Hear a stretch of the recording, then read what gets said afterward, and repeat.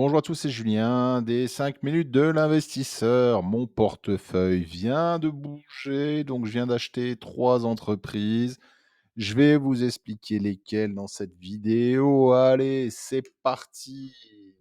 Elf Beauty est de retour dans mon portefeuille. Concernant Elf Beauty, j'avais acheté il y a bien bien longtemps l'action autour des 5 dollars. Je l'ai revendue autour de 25. J'étais très content d'avoir fait une plus-value. Le prix de l'action est monté jusque 200 dollars au mois de mars 2024, mais à cause de Trump et ses tarifs, l'action a chuté. Elle est autour des 77 dollars. Lorsqu'on parle de FBOT, on parle d'une entreprise qui vient de faire 28 semestres d'affilée avec une croissance de plus de 20%. On parle d'une entreprise qui a une marge de 19% sur ses produits.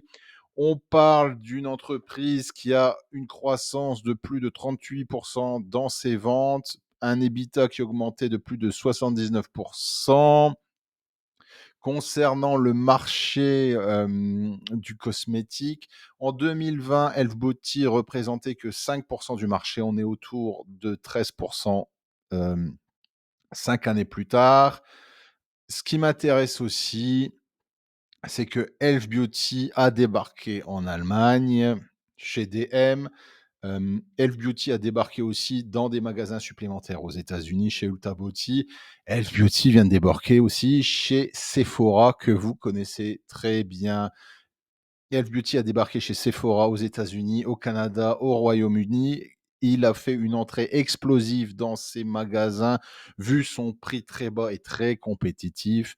Ce qui m'intéresse aussi, c'est que Elf Beauty vient de racheter 50 millions de dollars d'actions et a un cash flow de 197 millions de dollars de disponibles. Voilà pourquoi j'ai acheté cette entreprise.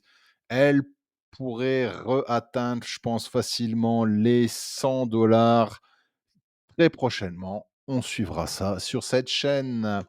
Deuxième entreprise, c'est Super Micro qui débarque chez moi dans mon portefeuille. Pourquoi j'ai acheté ça? Ben, on a actuellement un crack dans le domaine de l'intelligence artificielle. Le prix de l'action était monté jusqu'à 120 dollars au cours de l'année 2024. Pourquoi j'ai acheté ça? Vous me direz, bah, écoutez, une entreprise qui fait une croissance de 120% par an, vous me direz, oui, mais Julien, il y a un crack dans l'intelligence artificielle actuellement. Pourquoi t'as acheté ça? T'es fou, l'action va chuter. Ce crack a lieu pourquoi? Parce que énormément d'entreprises dans le domaine de l'intelligence artificielle ont investi dans les infrastructures et on se dit: «Ouh là là, le retour sur investissement prendra très, très, très longtemps». Mais devinez sur quoi ils ont investi? Ils ont investi sur des infrastructures. 20% du marché des infrastructures est détenu par Supermicro. Supermicro, en fait, fait des data centers. Donc, les Alphabet, ainsi de suite, vont investir dans le domaine des data centers. Pareil, ils prévoient une croissance de plus de 60% sur cette année. La marge est très faible, on a une marge de 6%, mais lorsque vous regardez les estimations, la marge devrait être meilleure en 2027. Donc le but de Supermicro, c'est de s'imposer, gagner des parts de marché. Et après, lorsque vous possédez les data centers, vous avez aussi la maintenance, bien sûr, qui ramène un chiffre d'affaires supplémentaire. Je suis sûr qu'ils pourront améliorer leur marge en 2027. Les analyses prévoient un prix d'action au plus bas autour de 34 dollars. Voilà, je les ai eus à 32, 34 au plus bas, 40 en moyenne. Ça peut monter jusqu'à 70. Je pense que cette entreprise peut être une opportunité. Voilà. Dernière très très risquée, c'est mon ami Fubo TV que j'avais déjà présenté sur cette chaîne. Fubo TV, qu'est-ce que c'est? C'est le Netflix des sports aux États-Unis. Donc vous pouvez voir des matchs de foot, des matchs de football américain, des matchs de basket. Pourquoi j'achète ça? Vous vous me direz. Eh ben, il y a un petit événement qui débarque cet été aux États-Unis, c'est la coupe du monde. Fubo vient de lancer les matchs à la demande pour, 99, pardon, 9,99 € le match. On a une croissance de 40 pour cette entreprise. Vous avez 6,2 millions de d'abonnés, permanents. On a eu une petite, réduction parce qu'avant on était autour de 6,3, on est autour de 6,2.